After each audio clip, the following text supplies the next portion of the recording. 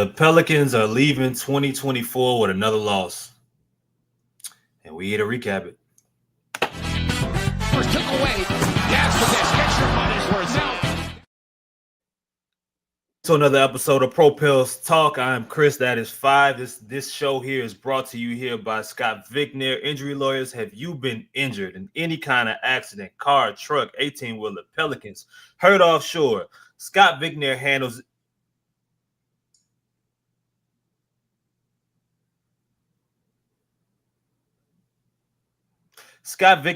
it all. Give them a call, y'all. 504-500-1111 for a free consultation. Yes, free consultation. They always fight for the win.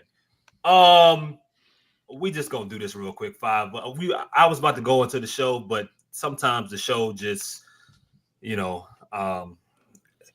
ahead, brother.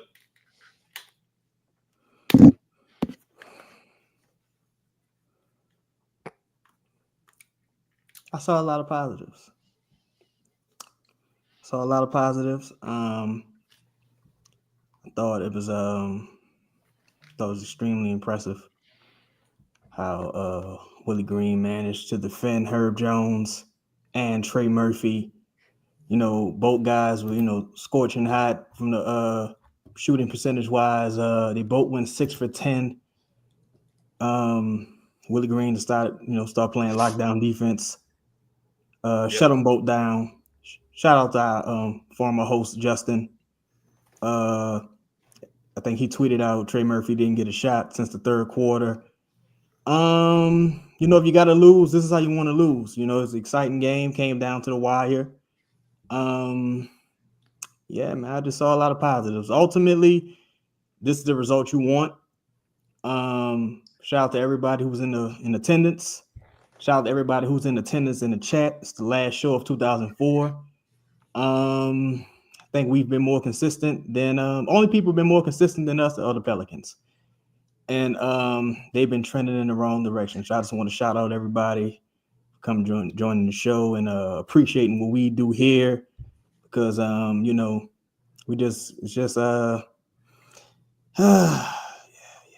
See, what y'all don't realize is that, like, I think some of y'all think that this shit is like planned, and like we have a conversation, and Chaz is like, "Hey, so I'm gonna, join the show with a Darth Vader mask, and y'all go ahead and start the show. I'm gonna join." That's none of that is discussed. Listen, this you can only get this kind of content here. Now, speaking of content, the Pelicans, as 5 said. As Chaz said, lost again.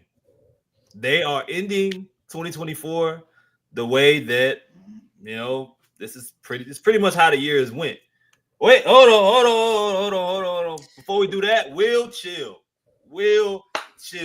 Appreciate it, dog. Appreciate the $20. Chat, y'all. Listen, man. If there's 20, there's 40. If there's 40, there's 60, man. Donate. There we go. Oh, yep. If there's 30, there's 60. If there's 60, there's 120. Yo, man, keep donating. We got to end 2024 rich. I don't know about y'all. I ain't there yet, but I'm trying to end it rich. Trying to have a rich night, with December 30th, a rich end to this piss poor performance, this piss poor team that we have been covering. Now, basketball. 5 Pelicans lost 116 to 113. CJ McCollum with another great audition. 33 points. DeJounte 13, 10, and 8 had 6 steals. Didn't have 7 turnovers tonight. 4 turnovers. Yves Missy 12, 9, and 4. 5 blocks. Terrible missed free throw. Herb Jones probably from a statistic perspective, and I think offensively, just from a comfortability standpoint, had his best offensive game. The bench was god awful. Norman Powell scored 35 points. Zubac and James Harden did what they do, and you ultimately lost the game. But what did you ultimately think about the game? Was there anything different outside of what we knew, how we knew this game would end, which is typically what we're used to in clutch games, no matter who's on the floor? Was there anything that you saw different or anything noteworthy from the Pelican side of things in this game? Not specifically where I just saw like something jumped out at the screen to me that this team could be different moving forward. No, this team is who they are. Just tonight you lost with at least a little bit of dignity, just a little bit. But Willie Green does what Willie Green does, and that's defeat his players before they even start playing basketball. Or as they are hot at some point, let's take the ball away from them. Let's go away from the guys that are, leading us at this point in time. Great game by CJ. Thought he, another audition, as you said again. I thought DeJounte had really good moments, but also he had some down moments as well. Man, Trey and Herb look like, all right, if this is what it's going to look like futuristically, cool. I mean, we're not going to, I don't expect Herb to shoot, 66% from three, throughout the entire season. No, but you can see where he can impact the game, and he seemed more comfortable, probably getting through the injury, probably came back way too early, just to be honest, trying to help this team. But, okay, cool. But Trey Murphy, we can see, like, he's a standalone person, right? We talked about this in the messages, like, he doesn't need Zion to be impactful. He doesn't need Zion to be impactful. He doesn't need Brandon to be impactful. Hell, he doesn't even need Willie Green to be impactful. That's his biggest hurdle, right? He's had to succeed through all of it. All of it. The Josh Richardson minutes, the Garrett Temple minutes, the Tony Snell. Dog, like there's so many hurdles Trey has gone through just to get to this point.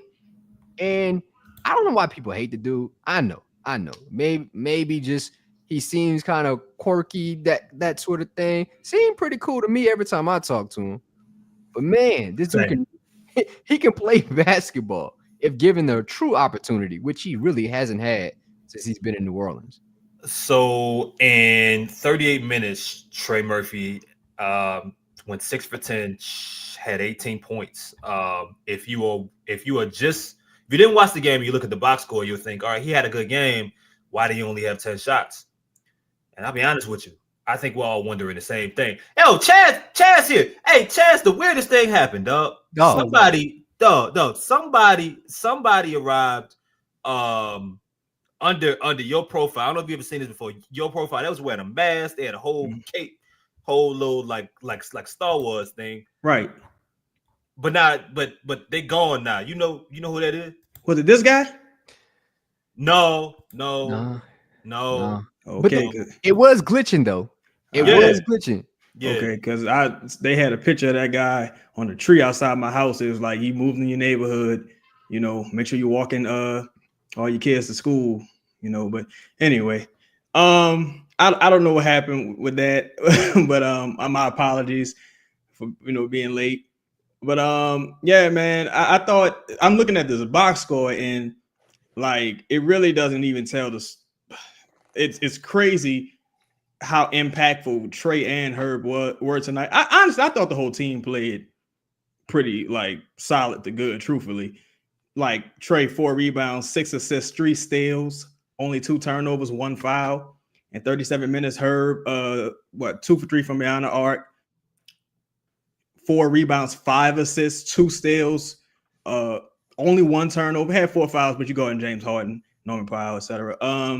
I thought again, this is one of them games where you just snatched defeat from the jaws of victory. You had it, and I had a feeling this game was gonna come down to free throws, and we got Boston Baked Beans, our dog, joining the stream. Yo, man, there's a guy going around. Never mind, we talked. Just watch the replay, Ross. You'll see him. Just look out for this guy. But so yeah, man, it was to me. This was the first time I felt bad for the players, really, because I'm like, damn, y'all really fought hard for this game, and you put on an entertaining performance for the people in attendance, and you had this game wouldn't have changed anything, but it has to be difficult because the Pelicans aren't necessarily trying to like the players aren't tanking, so it has to be difficult to know you out there, you're doing the best you can, and you're still coming up short because you got this doofusy fuck on the sideline, and it's kind of disheartening, for the players. So wanna welcome Ross to the show here. Gotta show love as well to all the others that support us here. You're gonna hear from DraftKings very, very soon, per usual. Amen. We got John Deere, we got Sunshine, we got Standard Mortgage here. We got 4D, we got Scott Vicknair. I mean, you name it, Theo's. If you hungry, man, it's still a good time. It's always a good time to get something to eat, man. Yes, but Ross, yo, you were at the game. Yeah, unfortunately. Now, I do want you to at some point get into the Eves Missy's free throws at the end, and the comment that you had in regards to what your young daughter had to witness there.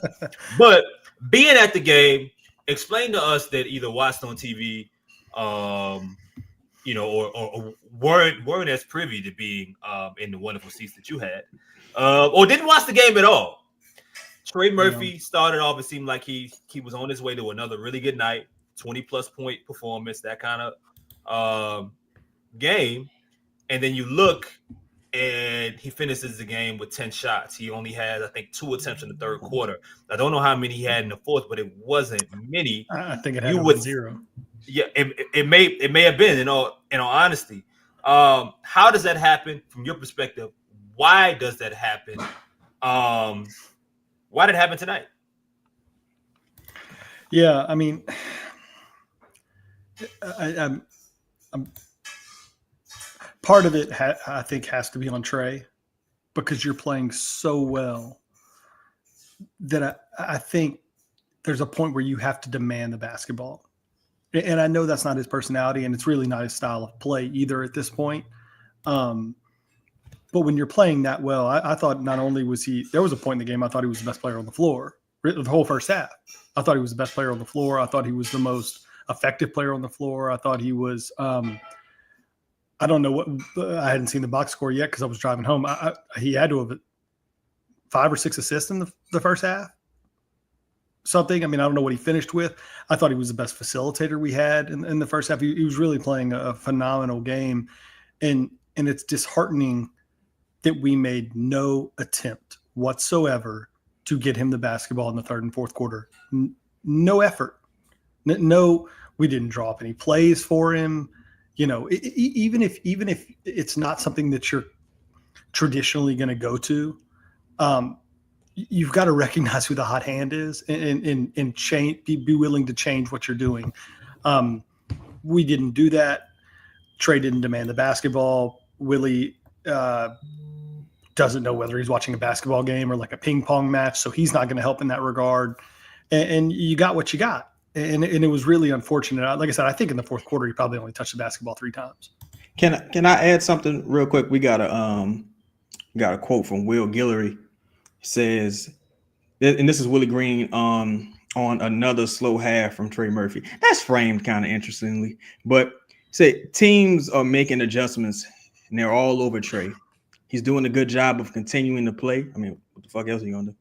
When they guard him like they do, it allows other guys to be able to drive and to be able to get to the basket. The game opened up a bit more for CJ because of the gravity and attention they're putting on Trey.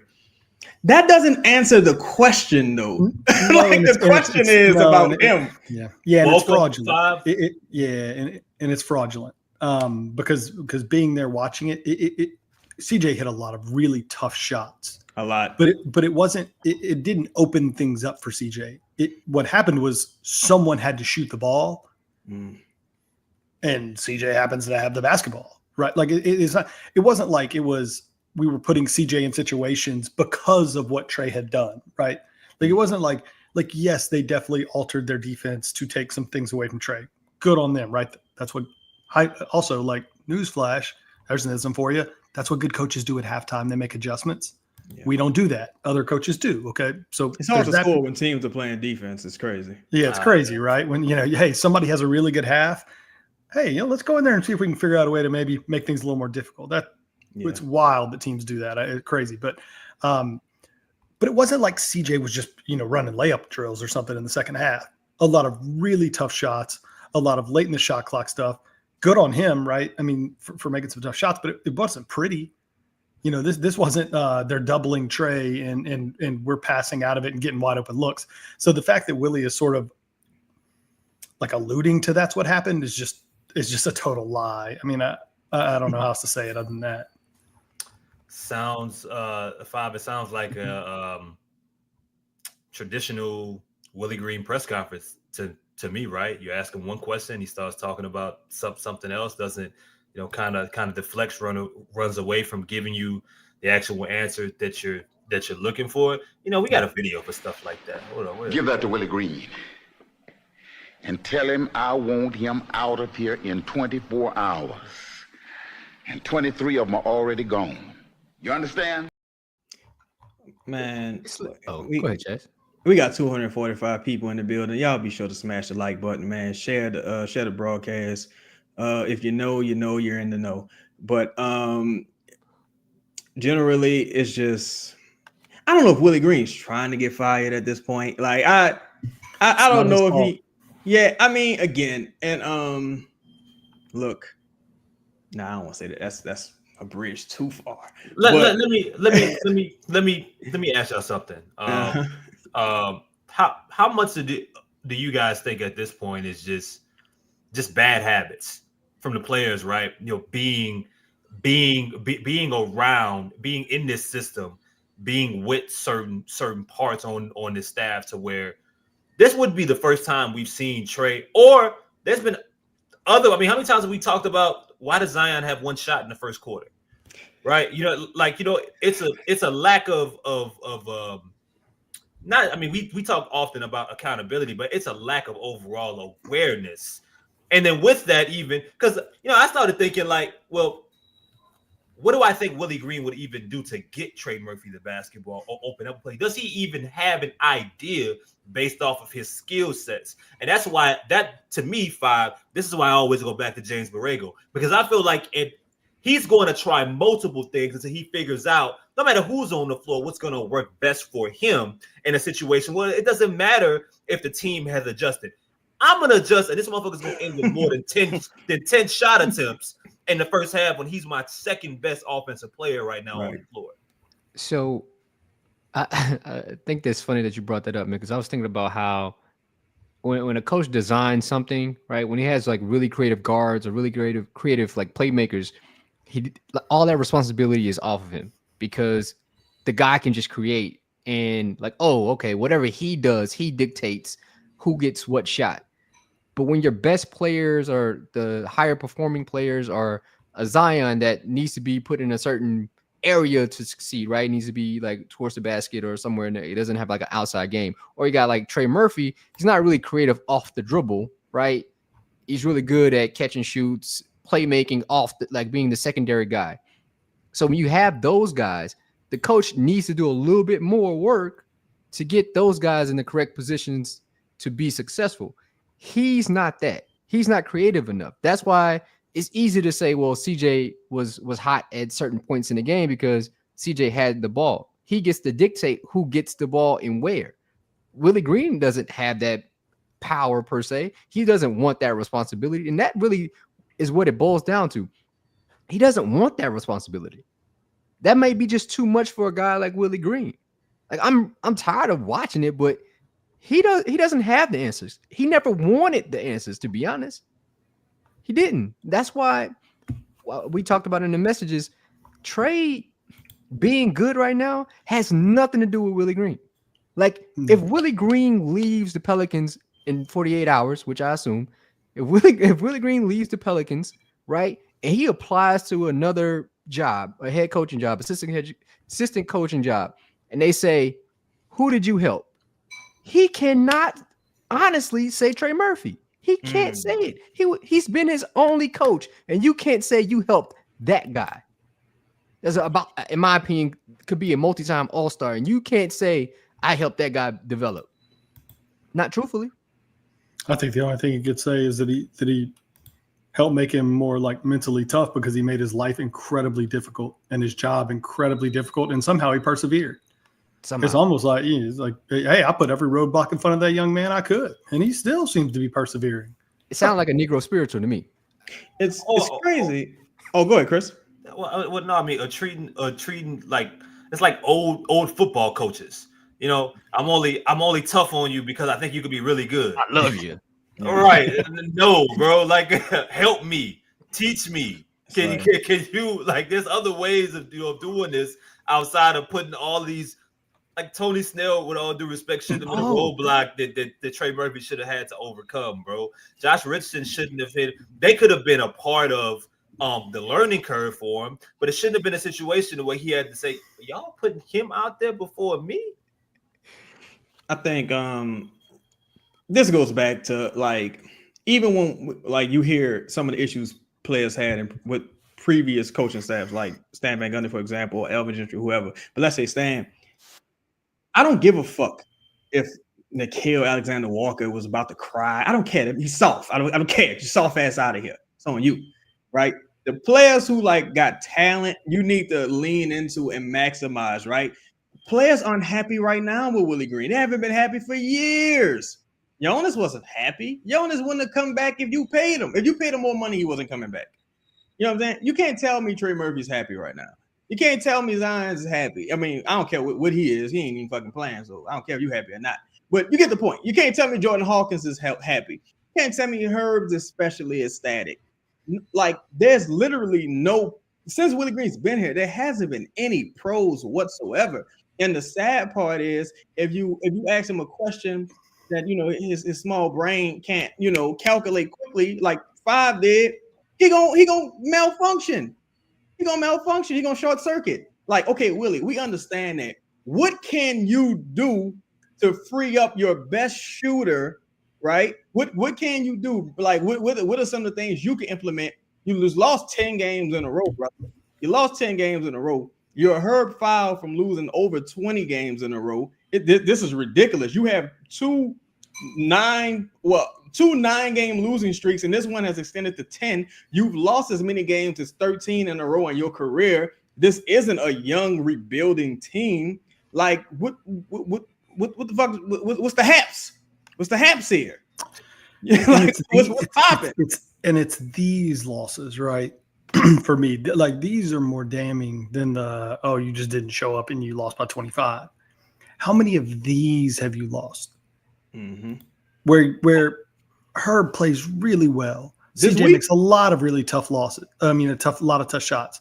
Trey plays about as good as he can possibly play in the first half until you handcuff him in the second half, right? Like Murray, I thought even played spirited and played well. Like, how many of these games where you have a lead with a few minutes left that you blow, that you have a double-digit lead that you blow, right? Like, these are the ones where you got to look at somebody. And it's like, you haven't learned in 4 years how to win these games. You've fallen short and you've malfunctioned and you've shit the bed. There's a variety of different words we can use. But basically, the long and short of it is you fuck this up over and over and over again, and you have not learned. You have not improved. You have not made your players better. You have not won more games in these situations. Like, what are we waiting on? It's infuriating to watch. And that's go ahead. Yeah, go ahead. No. I was gonna say, like, I compared this to the last season of Game of Thrones, right? It has all the potential in the world, right? You have superstars already. You have guys that are really connected, like we watched the show, like we're really connected to in the viewing, and the director just has no direction on putting this together. He cannot close the deal at all. Ty Lue was just hoping and praying the game got close because he fucking knew what the Pelicans were going to do. He knew Willie Green didn't have an answer for anything. Whoever told Yves Missy to miss that free throw like that, whoever told him to miss that free throw like that, I hope that was a plan. I hope it wasn't. Like, you don't put that guy in that situation to do so. Like, it's mind-boggling with this team. Like, it makes no sense. Late game situation. He's never gotten better at it. Willie Green. I don't know what you're waiting on, but I hope in 48 hours we are cured of this disease. Please, Lord. They simply can't out execute teams, and that's been a thing for years now. Unfortunately, like they can't sustain leads long enough, and they can't steal victories. there's a lot of teams around the league that steal victories all the time. There's bad teams that win. The Pelicans can't even find themselves. They can't like accidentally win some of these games, and that's been a thing for a while. I mean, I think of the game one of the playoffs last year against the Thunder. That was a game that you could have stole, that you should have stole, and you found a way to ultimately lose that game. And this year, I mean, if it's not this game, it's the Grizzlies game, it's the Nuggets game, it's the Knicks, it's the first Pacers game, it's the Kings, it's the Spurs. The list goes on and on of like close games that you have found a way to lose. And I think what people have to really think about, like, we can't disassociate ourselves, Ross or Chaz, from the fact that this team did not win a clutch game last year, right? For the most part, they did not win a game where they were trailing even by 1 point going into fourth quarters last year. Crazy. If I'm not mistaken, they might be. I think the Clippers announcers said that they were pretty bad, so I might have misheard them. They was awful. But they was like the Pelicans are the only team in the league right now that are one of the few that have a losing record after leading going into the fourth quarter. Yep. So, same old Willie Green, man. Guys, I said, you could see it. I mean, you're up 10 at the half or whatever it was midway through the third quarter. And I think I sent you guys a text that said this is on script. You could see it happening right in front of your eyes. You could see it happening. 10-6. We don't call a timeout. 6-2. Momentum is gone. And now you're back to a square game with 4 or 5 minutes left. It's like the script is written. And I pulled this comment up because it's really funny. Like, if the goal is to get the first pick, absolutely do not fire Willie Green. If you want to finish with the worst record in the NBA, do not fire this man. Oh, if that's the goal. Yeah.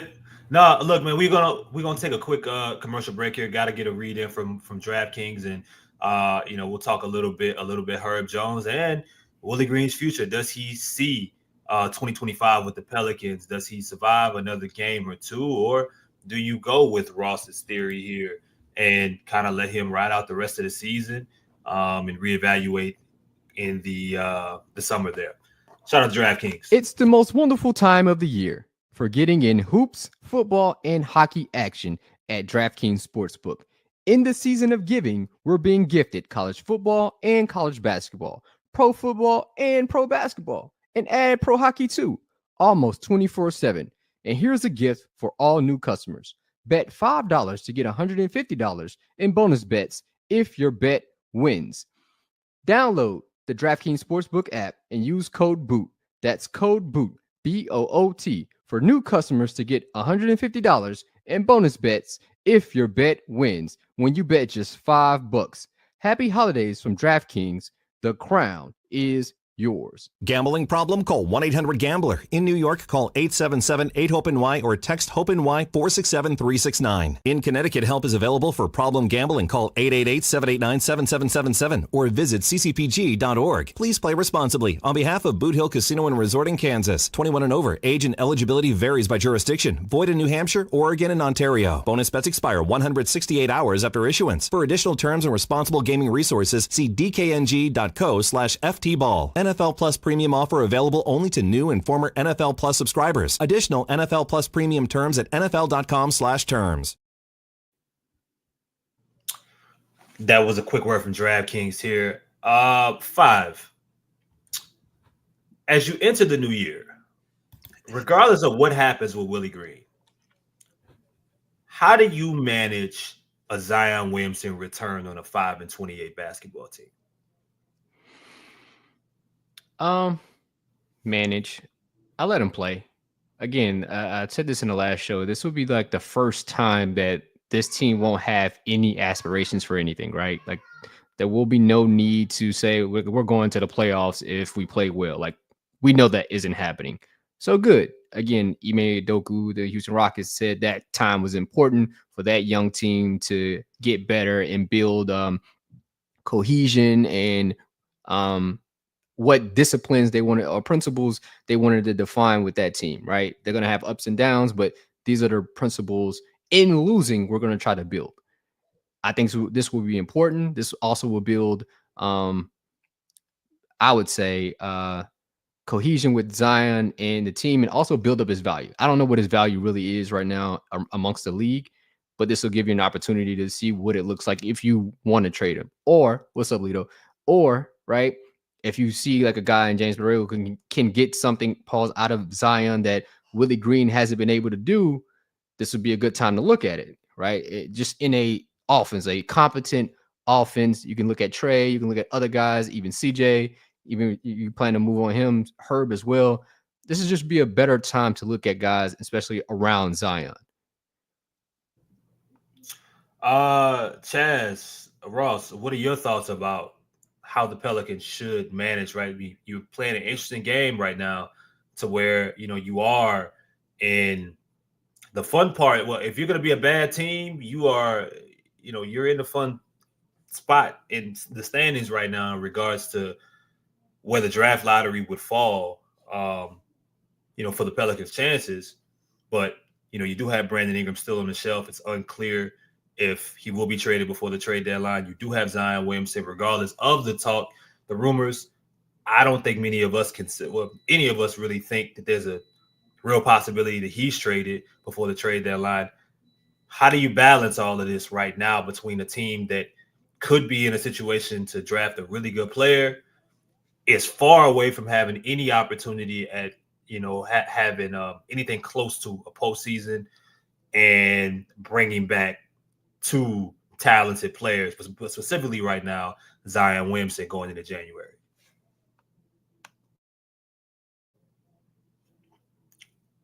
I don't think he changes too much at this point, just because talking about minutes restriction, I think they play a few back-to-backs in January.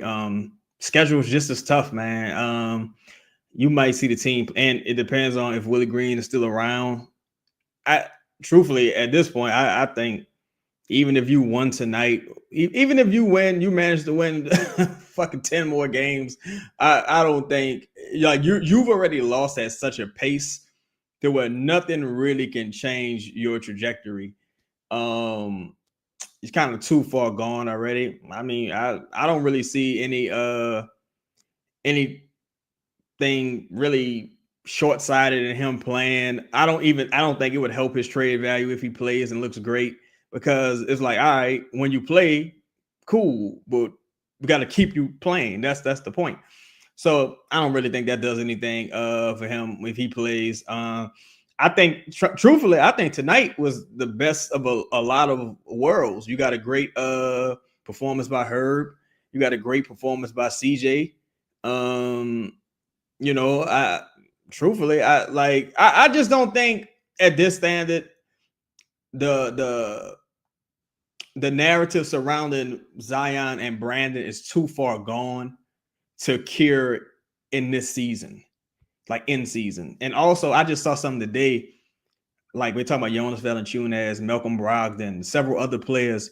They like, they available for some seconds at this point. What y'all trying to do? And it's like, this is probably not a seller's market necessarily. If all y'all getting is seconds. So it's just the dynamics surrounding this team, which is all fucked up. But to answer the question, I would just play him. I don't think it changes anything in either direction. Ross, same thing. How do you? I mean, I know you definitely have to play him, but is there a balance? Is there a line here, or is just if he's healthy, run him out there? Yeah, that's funny because I don't know how injured he's been the whole time anyway. But you play him. I mean, whenever. I still don't believe he's going to play again until Willie's fired.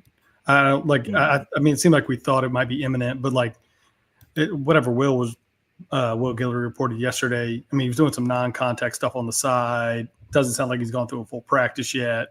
This is kind of the same. I mean, this is a non-update for me. He was not at the game tonight. I didn't see him. If he was, I don't know where he could have been. But you would think if somebody was about on the verge, about to play, for a home game, right? You would think he'd be there. I don't really believe he's. I don't know. I don't know when he's going to play again, but I still don't believe he's going to play another game with Willie Green's head coach. Let me ask you something, Ross, because again, have heard behind the scenes that David Griffin has kind of influenced certain players not to return in such a timely fashion. They're like, hey, won't you chill out a little bit, right? Do you think that, because at this stage, I'm like, look, bro, y'all doing non-contact. I think everybody can play right now. And the whole, if you ask me, I could do a lot. All that shit, to me, that says, look, you're about 4 weeks on the nose. You can play, right? What do you think they're purposely holding them out just for the sake of sabotaging Willie Green? No, I don't think they are purposely doing anything.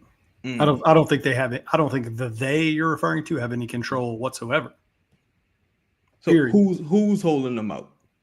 I think he's holding himself out. I think he's basically. I think they're trying to control the narrative publicly. Oh, he's doing non-contact work.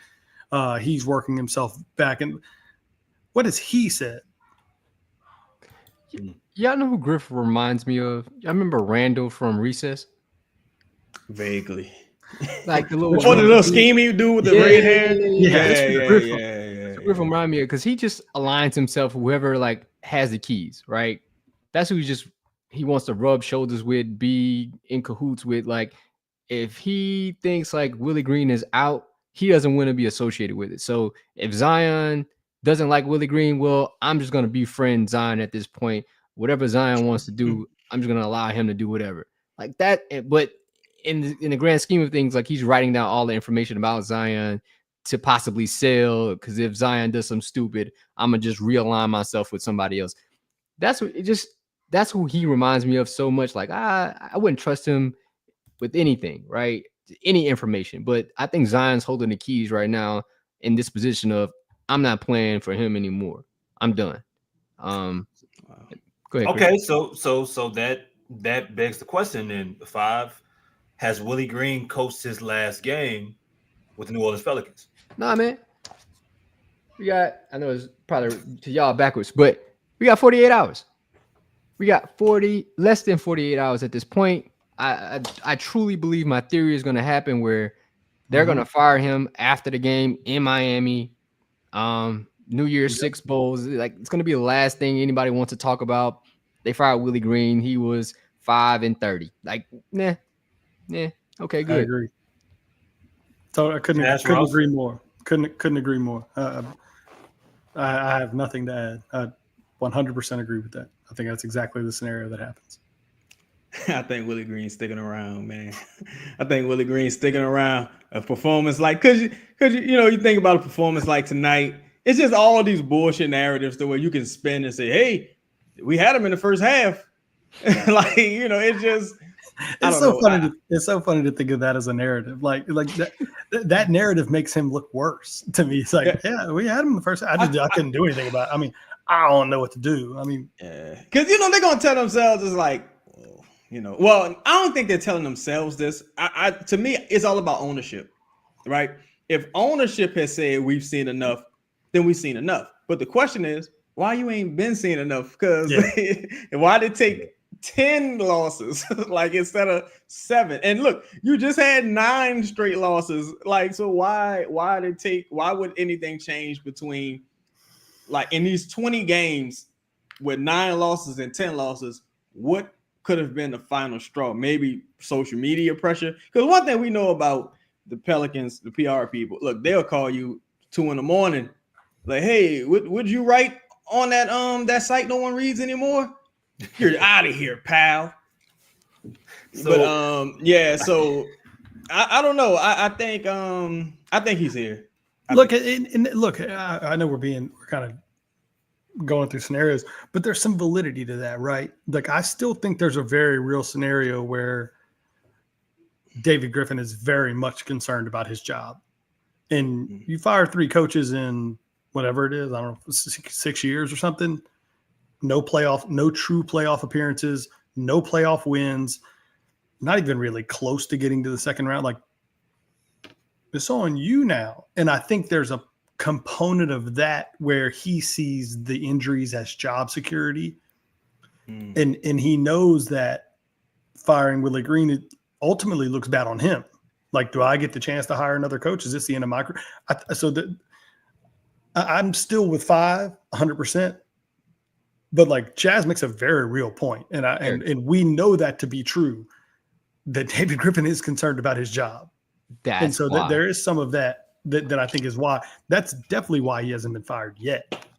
But you're getting, I mean, 5-30, whatever. What are they? 5-29 or something? They lost 25-27. Like, there's a certain point where this is worse than Dennis Allen. This is. That's why he needs Zion to get him fired. Yeah, exactly. My bad. It was 4 a.m. My bad. And he ain't called nobody around this motherfucker. Like let's make no mistakes. don't get it twisted. Yeah. But yeah. So let's talk a little CJ McCollum here, guys. He back-to-back games over 30 points. His first time doing that this season. We've been half joking but about him auditioning, but I don't think even if the Pelicans, let's say the Pelicans were 500, there may not be a better time to trade CJ McCollum than going into the deadline before he has one more year left on his deal. Can you guys give me a couple teams that you think with him maybe heating up right now, Pelicans having nothing to play for, that could use CJ's services? And what do you think he's worth? What do you think that you could get for CJ right now on the team? Just give me a couple, per person that answers. And what's he worth right now on the market, depending on the team you choose? There's a team I'm watching right now. I think actually maybe something like Kevin Huerter, Trey Lyles, some salary accumulation with the Kings, because even if they're moving Fox right now, I think they're still going to try to, hold on to Fox. They doing a terrible job against Dallas right now, but they need shooting desperately with Keegan Murray having a down year and DeMar has just been a disaster. I think CJ is a possibility for them. You get some tradable salary. Kevin Huerter was more of a Mike Brown guy. They pretty much jettisoned Mike Brown. So I don't think Orlando is much of an option, because if you're Orlando, why won't you just go get Simons? Why won't you just go get like someone younger that fits more your timeline? I still think Cleveland could potentially be an option. Cleveland, they playing Golden State right now. They got a couple guys who not really doing too much for them. I don't even know if Strauss back or what's going on with him. But I really don't see the Milwaukee thing, just because the apron situation with Milwaukee. If they found somebody to take Middleton, but you got to ask yourself, like, how much better is CJ than Middleton? Is it a help thing? Is that why you're trying to do it? Is it a salary thing? Because if they was able to move Middleton and take on CJ, they would get some, breathing room salary wise. But I think Cleveland and Sacramento potentially. 5, Ross. Yeah, look, I haven't gone through the teams specifically, but I'll say this: CJ's averaging 20 points a game again. Yep. That 3-point percentage is rapidly working its way back to its. He went 8 for 14, 8 for 14 tonight. A couple nights ago he went 4 for 10. A couple nights ago he went like 3 for 7. Like he's turning back into like what he's been. Look, this dude isn't a fraud. CJ McCollum is a professional. He has a legitimate NBA skill set. You know what you're gonna get. Okay. I think there are a lot of teams that would be interested. I really think you get a first rounder for CJ. I think you could get a first rounder for CJ if you really want to move. The tough part about CJ is, and I've said this from the jump, I don't think they're just going to trade him. I don't think they're just going to say, CJ, you know what, man, we got a real cool offer from whoever. Like it was fun. Let's shake hands, of course. I just don't think they're going to do that because of his stature with the Players Association. I question whether CJ is asking out. He's got young children. I'm just not. I don't know. I wouldn't sit here and hang my hat on the fact that, like, does it make all the sense in the world to try to find another spot for CJ? Sure. I just wouldn't I just wouldn't hang my hat on the fact that that's going to happen because of that situation. Grubb sent me a stat earlier. Shout out to Grubb, man. Tonight was the 5th game that CJ has made 8 threes with the Pelicans. Damn. They were 4-0 in the previous 4. That's how bad this fucking season is going.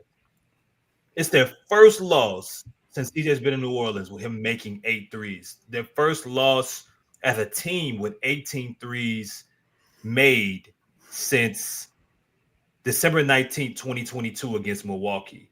They are 15-2 since the 2022 season when making 18 threes. This season can't. It's got. This is as good, Chris. Tonight was as good as they can. This group of players you have right now, this is as good as they can play, and you still lost. Yep. That's a good idea right here.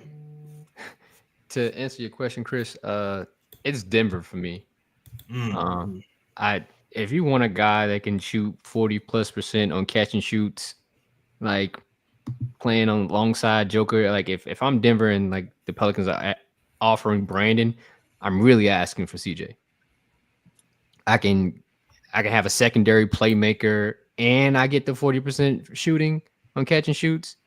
Like I'd take that. I mean, I'd be the one going after that than the Brandon playing in the same area as Joker. You don't know how the styles will mix. I can see him and Westbrook being decently good together at times too.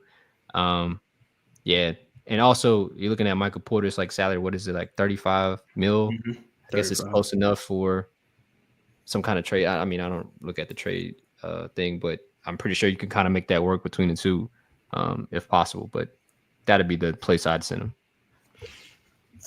For me, yeah, I mean, that would make a ton of sense. But like for me, CJ is totally different than the Brandon or Zion conversation. Yeah. He's really closer to the Herb situation of like he could go anywhere.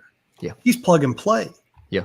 I mean, you start looking at any team that might need shooting, might need like a little extra creation. CJ sure as hell works because he can come off. I think he could come off the bench for a good team. He could plug in as a starter. He's a quality secondary creator. Like even somebody, even random team, like not random, but like somebody like the Knicks. What about Golden State? Somebody like Golden State. That's what I'm saying. Those teams, like these teams that are with championship aspirations, they could all convince themselves to trade. Like, and that's what I'm saying. It's like CJ is different because I think there are going to be a lot of teams that would be interested in giving up a first rounder and just matching the salary with junk. It's a low risk, high reward. Yeah, with CJ. It's almost no risk. Yeah, it's really. I mean, you're just giving your up. pick's going to be in the 20s. Like like every team, most teams are going to be willing to give up a pick in the 20s for like a dude that's going to legitimately help you. Yeah, I think it's gonna have to. Oh, go ahead, Chris. My bad. No. I think Orlando makes the most sense. I like Orlando because they're already a team that aren't like that's not making a bunch of threes. They don't. I think even if Paolo was healthy, they weren't gonna be a team that was really built to generate a bunch of threes, as structured.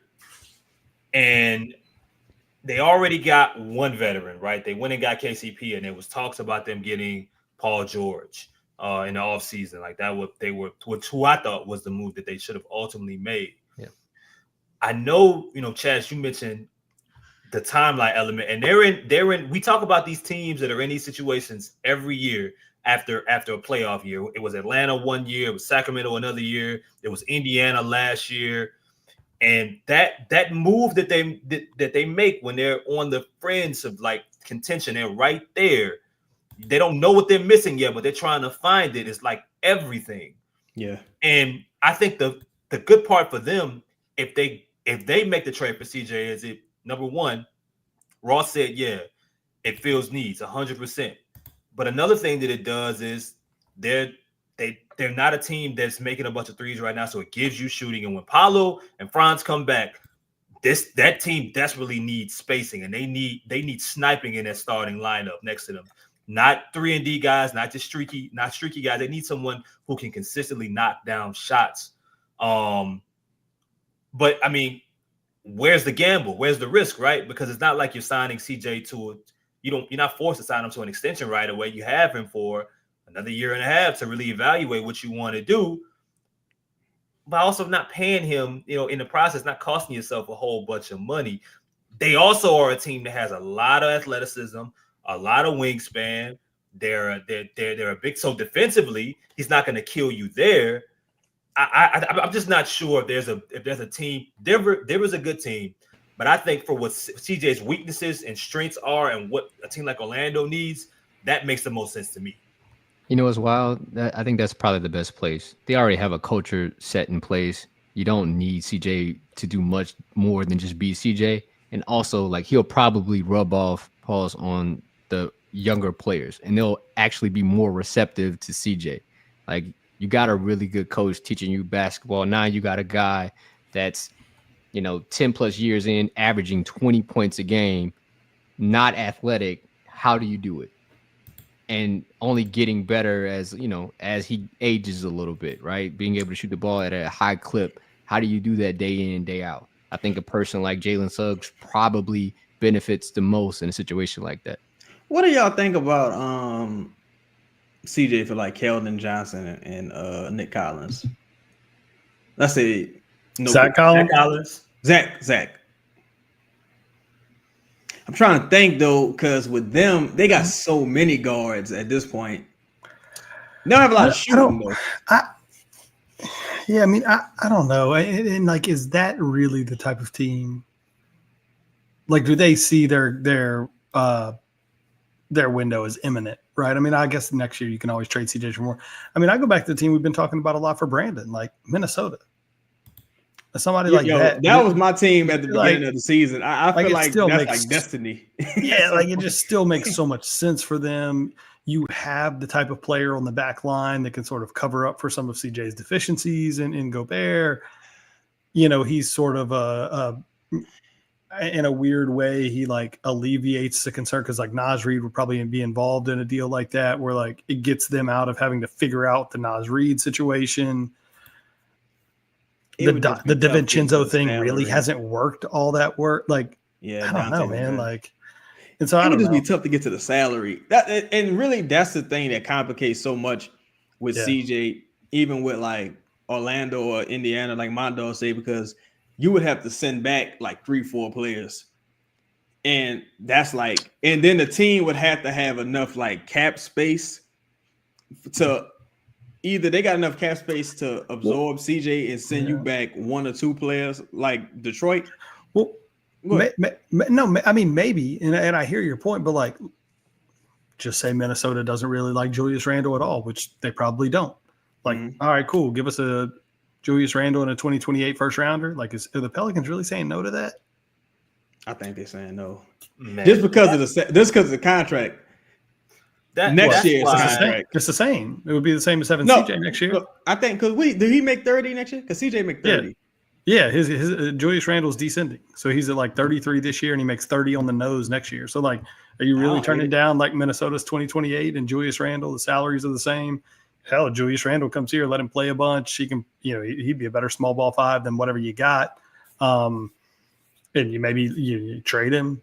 You don't have to keep Julius Randle. That ain't even why you trade him in the first place. I mean, you're not trading for Julius Randle because you see him as like a long-term piece. You're trading him because you need salary moving forward. Exactly. So I don't know. I mean, there's a million of those. I think there's like infinite of those type of deals. Indiana's another one. I mean, I think there's countless teams. CJ is different. I think teams could easily cobble together a lot of teams that are in that sort of fringe, competitor spot would be willing to throw you a future first round pick and make the salaries work for shit they don't want. It's just a matter of whether the Pelicans are willing to take on, like, how much salary are you willing to take on in the future? If he was making $25 million, I think he'd be gone already. I think so too. I mean, 100%. I mean, this is why Orlando is so interesting to me because they have they got a bunch of like a combination of like a myriad of salaries that they can just throw at players. Even like they got Gary Harris making close to $10 million off the bench, right? It's not like you can just throw him in a deal. Nobody, no one's gonna see that. No one's gonna care. Jet Howard making like $5 million, and maybe some of the centers that you were attached to, maybe a little difficult now with them with Wagner being out for the year. I don't think Goga would necessarily be it, but I mean, if Wendell Carter Jr. is a guy that you already linked to, might be somebody that you can convince them to end up making a move on for someone who's really cheap. And then you got a question: would you be able to find something like that and maybe talk them out of someone like Anthony Black? I don't know if I'm interested in Anthony Black a whole bunch, but still a young talent, a dude that was drafted 6th overall. On a team right now that doesn't seem to have a real plan for him right now with the way Jalen Suggs is playing, specifically once everyone comes back between Paolo and Franz. So I don't know, man. I looked around. I really don't know if I can find a better situation that would make sense or could make sense for both sides than Orlando. To me, here's the needle that got to be threaded, like just in general with CJ or Brandon. You're in the tax about 800 G's, right? So whatever you do, you gotta, because I don't even see the point in signing Brandon Boston to a real deal anymore, unless you got like a handshake deal with Rich Paul. If you don't have a handshake deal with Rich Paul, then you might want to just sign him just in case, right? But the Pelicans gotta create a roster spot in a deal, duck the tax, and get some like mid salary also. So like they just in such a weird spot. That's why I almost feel like they would do better sending out CJ and somebody, Brandon and somebody. Like send out as much as you can in a 3-year deal. That way you just nowhere near the tax. Like the tax ain't even like really that much of a problem next year. So it's just tough to find those deals. Like there's plenty, like again, even with the Wolves, I don't know if they give up Naz Reid, but maybe they tired of Conley a little bit. I don't know, but it's just them making so much money kind of fucks everything up. With Brandon, I don't even know at this point. Like I think I don't know. I don't know at all. Like now you gotta ask yourself, all right, look, is the same deal gonna be there in the offseason? Yep. And if you the Pelicans, it's like, man, you might as well wait to the offseason because it's like nobody like a team, it would have to be a team that got somebody injured that they're trying to get rid of right now, and they're trying to do pre-agency. Like Charlotte got Grant Williams' contract. They could put some stuff together and make something happen. Because next year they're gonna be kind of serious. But I don't know. Bro, do you think to the point about Brandon, like, do you think it's actually worse if they let him walk? Like his view around the league, like, damn. Like, I don't know if Brandon will ever get a contract that's truly lucrative if somebody just lets him walk. Paul George set an interesting precedent. But he been a disaster in Philly, though. But what's lucrative? Because I don't know if it's that teams. I think that there's a lot of teams that are paying him $35 million a year. To me, I think that there's a hand, but there's no one that's going to pay him north of $40 million, or 45 or 50. But what I think that the Pelicans are paying what he being paid right now. You think there are a lot of teams that are going to be willing to pay him $35 million? Okay, let's say I'm not sure I agree. Let's say 5 to 7. At least 5 to 7. 5 to 7 teams that I think would pay him between 30 to 35 million.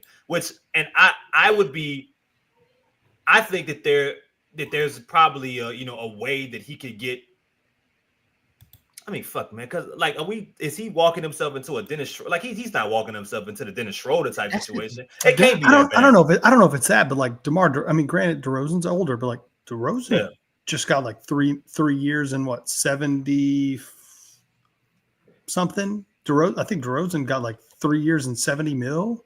I think it got to be that's team. What he just got. The reason why I don't know if that team exists, because only like 2 teams have cap space in the offseason, with the Nets being one. And I looked at what happened with Tobias Harris. Like if the Pistons don't have all that money, And they really just signed him to trade him like at some point. And he's 32 years old, so he's like 5 years older than Brandon. I think Brandon, if it ain't the Nets, like a weird sign and trade deal doesn't arise, I think he's looking at like 2025 because I can't see him like I couldn't really justify paying him 30 at this point because it's like because I have to ask myself, are you like significantly better than Malik Monk? Malik Monk ain't getting 30. Like, and that's how, like, with the league changing the way it is, people already not having cap space. I don't know. That Nick Claxton deal looked terrible in hindsight. He's been awful. DeRozan just got 3. I just looked it up. He just got 3 and 70. Right, but what I'm trying to think of, like a president of a guy that's not coming off of a crazy injury. What Brandon's 27. I understand that his value is clearly not what he wants it to be, and maybe it's tanked to a perspective. My thought process is he's making $36 million a year. The problem is that he wants a raise and teams won't give him that. If you're telling me that he's going to have to make less, that's a different conversation. Because I mean, you like we're talking about him making, if you say less than 30, he's in the range of DeJounte Murray, Devin Vassell, Tyler Hero, Miles Bridges, Andrew Tyler Wiggins, Hero is a perfect example. RJ Barrett, Tobias Harris. Exactly. Yeah. Like, man. So think about this.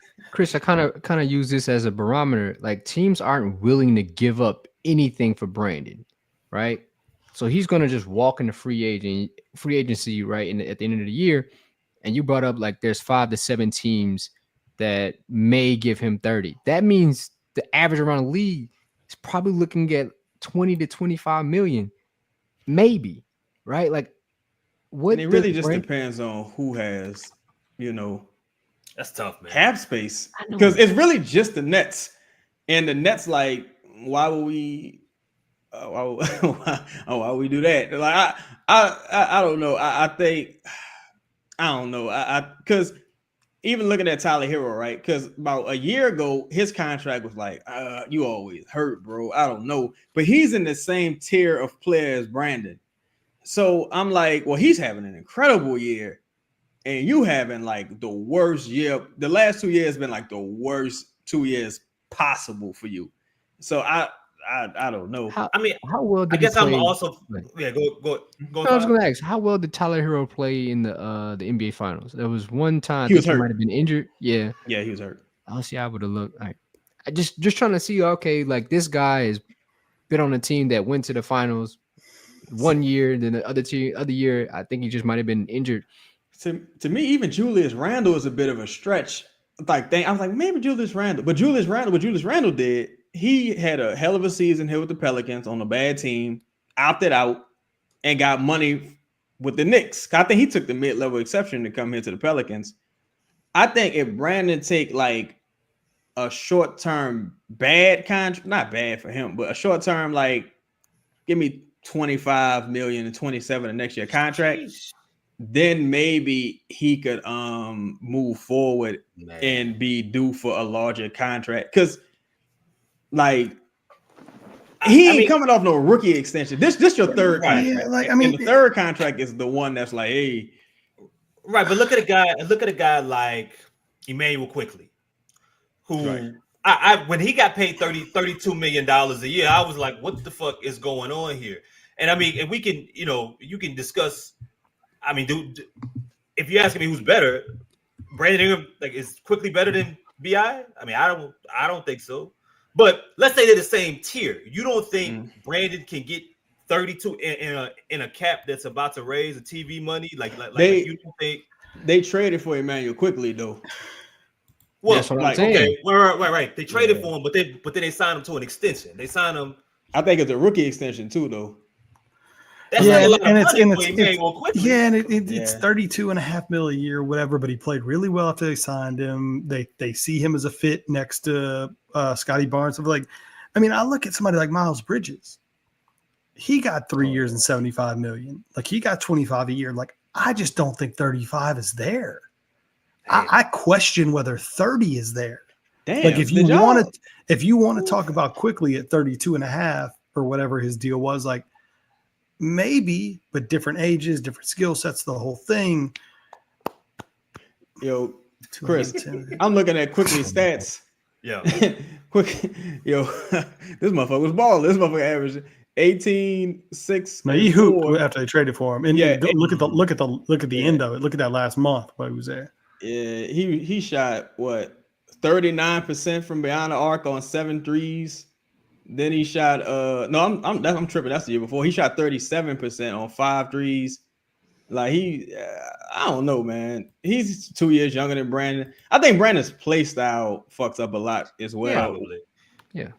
Like, I would have fired my agent too then. If you telling me we're in a situation and you don't think he can even get paid what he's making now on a multi-year deal, that's a because I was reading this whole I still am. I'm reading this whole situation as this is a guy who is overstating his value. He thinks he wants a raise and he's not getting it, so therefore he's in this situation. If you're telling me he's come to the table and be like, all right, I'll take 40 mil for 4 years, and motherfuckers like, nah, that's a whole different conversation. If you're a GM or if you're somebody that is interested in Brandon, right? Like, and I look at last year's deals and I say DeMar DeRozan got 3 and 70. And Miles Bridges got 3 and 75. Why on earth am I going to give you 3 and 120? Like, what is the justification for me giving you 3 and 120? That's before we even get into your injury history. That's before we even get into any of your play style and injury history. Like, you're talking about a $50 million delta over 3 years versus players that I don't really think you're any better than. Keep it a buck. Like, you also gotta, like, in this new landscape, it's like, yo, if this don't work out, I need to be able to trade you. Yeah. And I can't trade you making $35 million. Yeah. Because they couldn't trade you. Yeah. And like 25 is like, all right, here's the line. Do some shit. Yeah. Yeah, here's the line. And they gotta ascend. But I don't know, man. Tobias, again, it's so many teams don't have cap space. And that's another thing with Toronto. Nobody's coming there. You know, right. I traded for this guy. You know, what's his name? RJ already had this contract. I got a young all-star caliber player in Scotty Barnes. Grady's been solid here. And I got buku tradable salary in Bruce Brown and Jakob Portal. So it's like, I don't know. I'm just trying to think of a team that would say this is who we need. Yeah. And the only team that come to mind to me is like the Spurs. I can see the Spurs playing slow and half court and methodical. I think wouldn't Brandon seems like a strikeout guy right now. You know, it's more like, okay, you know, we are here hunting for whatever the upgrade is, whoever that. Okay, we couldn't get this person, we couldn't trade for him. IBI. Here's 35, you know, he's 40 mil, whatever it is. I'll tell you, I'll be shocked if he doesn't make at least $30 million. That would be really shocking to me. And go ahead. I'd be shocked if he did. Damn. You said 30 million, Chris? Yeah, cold game. Y'all might be right. It would only be for me. It would only be a situation like a team that was desperate. They call it Milwaukee, right? Like it'd be like the Kings.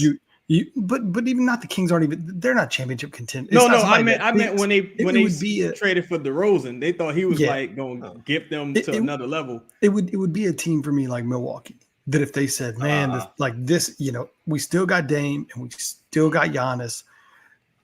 Find a way to get Middleton's salary off the books, even if we have to attach a pick to it. Get him off the books for next year. Bobby Portis has a player option, which he's probably going to decline. Pat Connaughton has a player option, which he's probably going to decline. Like, I could envision a scenario where a team like that could say, shit, if we just attach a pick to Middleton, we could probably get him off the books. We could free up some amount of money. Man, what's the difference in 25 and 30? If it gets us Brandon as a third player or a fourth player, right? Like a scorer, somebody that can help and do all. It's only a situation like that where a team that just feels like, damn, man, if we don't do something we're going to lose Giannis. Or Yeah, we don't do something, we're going to lose whoever your star is. And you're not asking Brandon to come in and be a savior. You're asking him to just be a third or fourth player, come in and help just us. fit in the game, like with the team. Yeah, it's such an interesting conversation, y'all, because I mean, I look at, I'm pulling up salaries now. Like, I don't think I wouldn't have paid Tobias Harris $25 million. I wouldn't have, but Detroit did, right? But it's a short-term deal, and he's a role player, right? You're not asking him to be an important cog of your offense, right. So if I compare what I think BI would be worth versus Tobias Harris, it shouldn't be, within, in my opinion, within $5 or $10 million. But again, like, situations matter. You gotta find an actual team that is saying, not only we gonna pay you this money, but like you said, Chaz, we need you. We need you and what you offer, and we think it can help us win or whatever the case may be.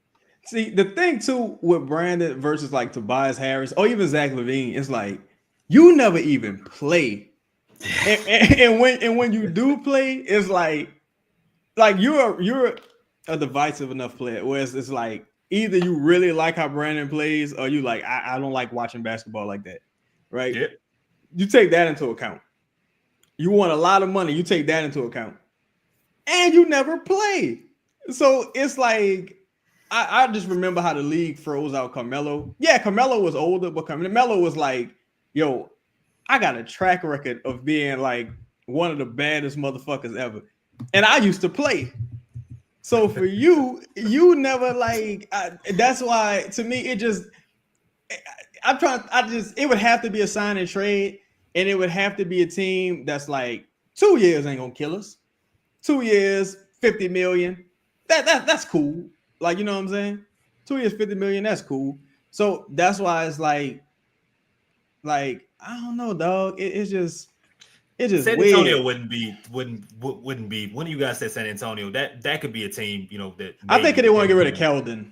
Yeah, they could be a team that I could see, But yeah, I mean, yeah, it's gonna be interesting, man, because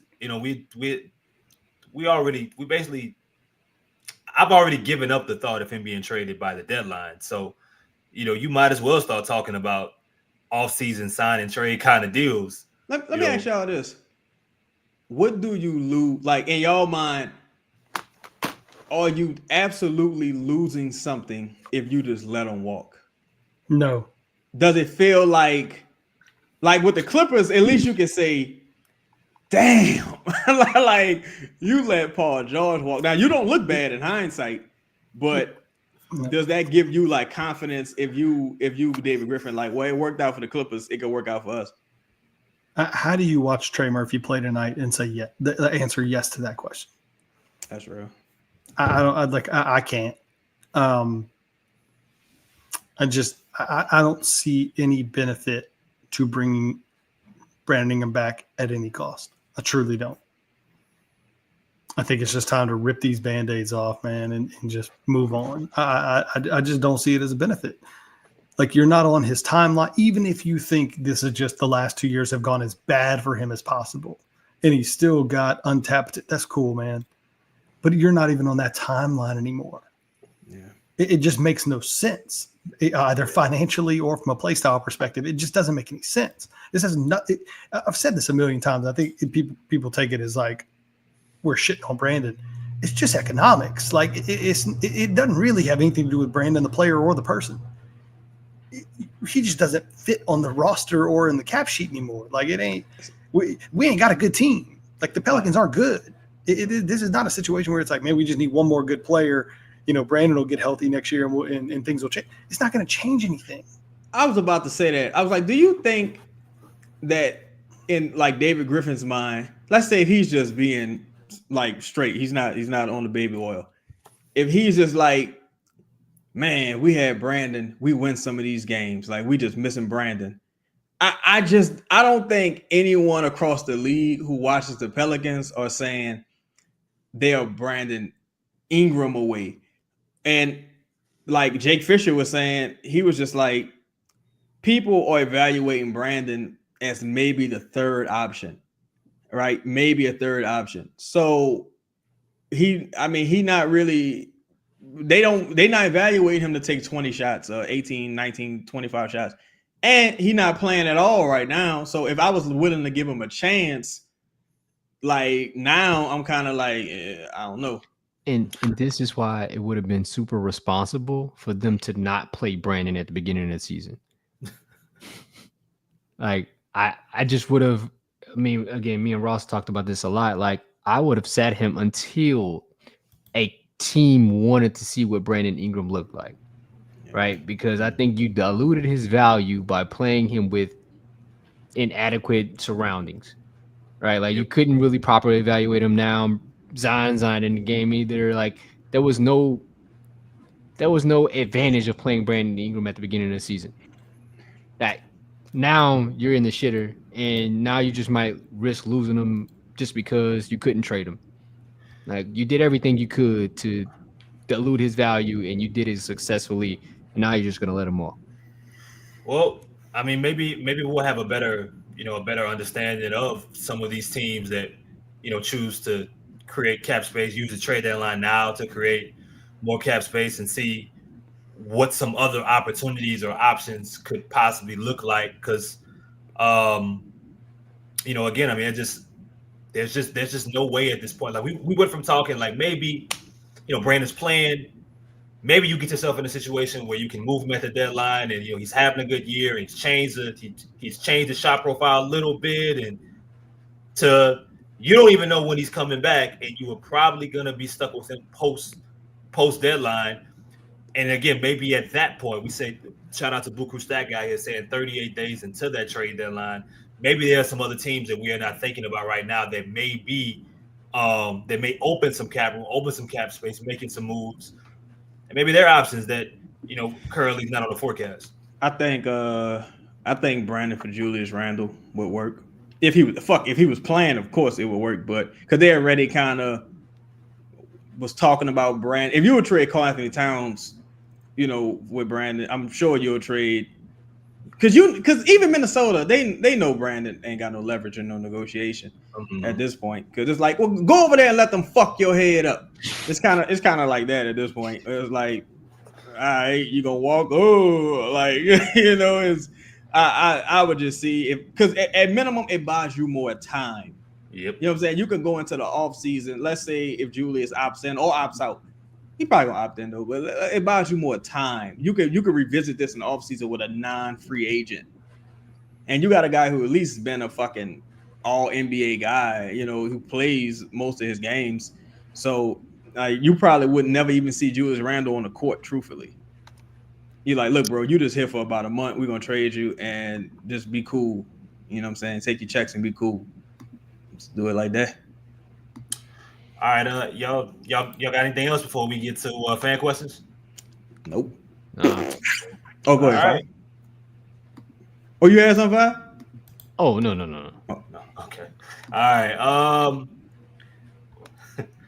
Shout out to 504 Dio here. CJ was down bad for putting Misi in that position.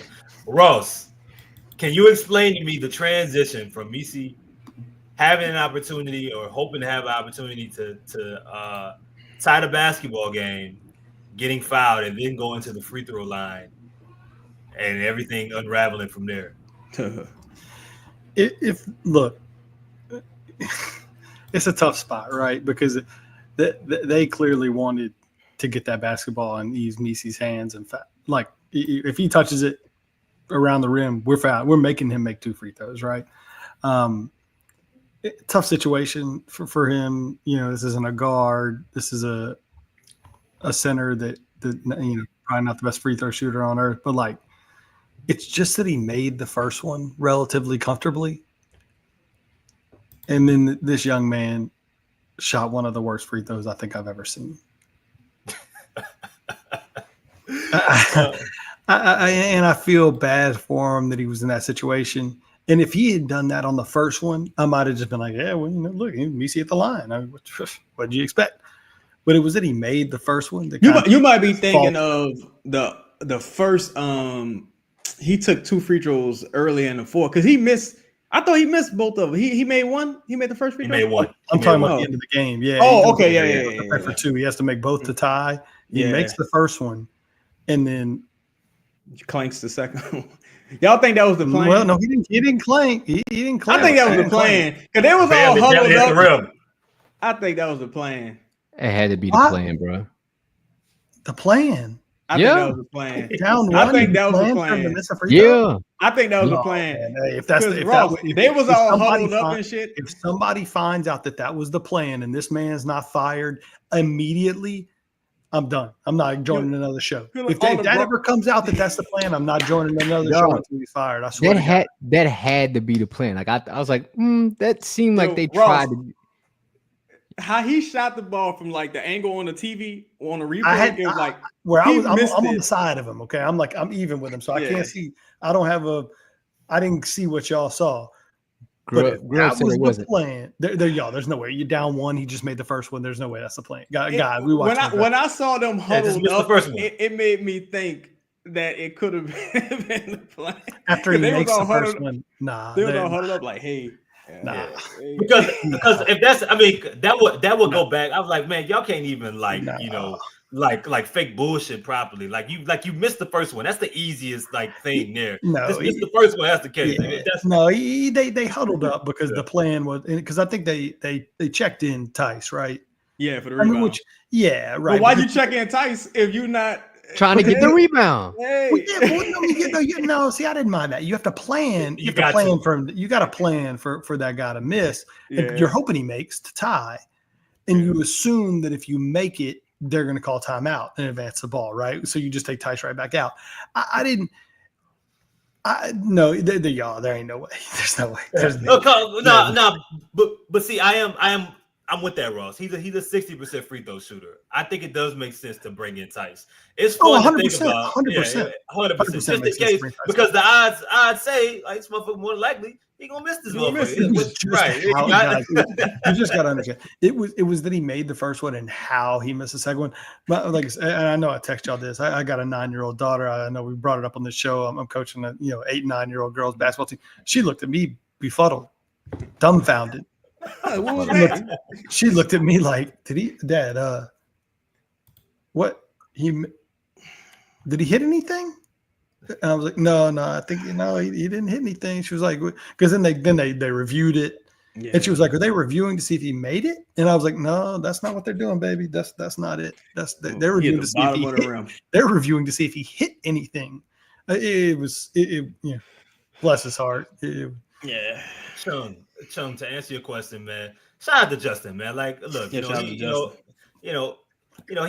had a lot of coaching responsibilities over the past couple weeks, man. Been doing some winning, more winning than the New Orleans Pelicans. Yeah. You know what I mean? A lot more. He's been dying to be here. But you will not see him again for the rest of 2024. But something tells me the start of next year, he'll be back, refreshed, probably got a tan. Bunch of new bottle. You want to know how sick Justin is? He watched this game in knowing he couldn't join the show. Yeah. He watched the Pelicans play knowing that he couldn't join the show after that. So Justin will be back soon, y'all. Let's move forward here. What I do here? 5. This from Samuel. Shout out to Samuel, man. A member for a month here, man. Shout out to Sam. 5. Sam's problem with Trey is that he just camps out at the 3-point line. At some point, you have constant cutting and moving to get the ball. I'm assuming you have to consistently cut and move to get the ball. Y'all, you understand what he's saying here. Yeah. What are your thoughts? I hear him, but he can't be the only one doing that if so, right? Like, he'd be getting in the way of CJ or DeJounte trying to get downhill. Then you have Misi that's near the block. Like, there's so many things that just – you can't just say, oh, him just camping out in the corner. Maybe that's by design of his coaching staff, hence our disdain with this team. You can't have a guy like that just sitting in the corner. We agree with you, but just saying Trey must do something about it doesn't necessarily solve the problem. We put this super chat up earlier, But I don't think we showed it the proper love. Talk to him, $, providing us some $signs here. $19.99. Hey guys, Willie cost me $210. Hey. This brother, see, this real right here, this love. He lost money tonight and decided to spend it with us. Now that's sacrifice. Some of y'all in here, man. Some of y'all made money tonight. Y'all can throw us $1, Yeah, man. I wasn't sharing nothing. You know what I mean? The end of the year, this is how we ended 2024. Cost me $210 because he parked Trey in the corner. But I cast. Oh, he did win. But I cast on a Westbrook trip, though. Oh. Love y'all. Keep doing what y'all doing. Best in the biz by far when it comes to giving truth to this team. Brighter days ahead. Thank you, Shout out to Tom. brother. Appreciate you, man. brother. Love. Well, guys, this the last show of the year, man. It's been another great year. Gotta show love to everybody in the comments, man. It's 250 of y'all. Not enough likes. But look, we hoping in 2025 that changes. Y'all got time to get that together. Y'all got a couple days before we back here, after the Miami game. We even got no super chat. Yeah. Oh, do we? Yeah, Michael Roby. Oh, we ain't done. Hold on. Appreciate you, big dog. We are not done. They crazy, but remember the start of the year, the argument was who was the starting five with all this talent. Dog, Chaz, that feels like years ago. It's crazy because in hindsight, it's like it fucking matters who was the starting five. Like it feel like it's crazy. Like it never mattered in hindsight. It's like you was gonna be bad no matter what. This appreciate you, Mike. Thank you, dog. Got to give love to everybody here in the chat, man. Like these shows aren't the same. We can't continue to even make this content if it's not for y'all, man. 240 for a team that's 5-28 or 5-29 now. They're worse in basketball right now, and they're about to be a dumpster fest back to back against the Wizards, the dumpster bowl right after the trash bowl right after the college games, bro. Like you want to see some real like it's the trash like it's like right after the Sugar Bowl. What you get? The garbage bowl, right? Like it's right there. It's tough. And y'all keep showing up, Doug. Imagine if they won game. So I appreciate all of y'all for a really good year, and as well as the panel here, man. Like great 2024 is gonna be a great 2025. We're gonna end the show with all of you guys. I want one Pelicans New Year's resolution. Oh, that's easy, real easy. We're gonna figure it out.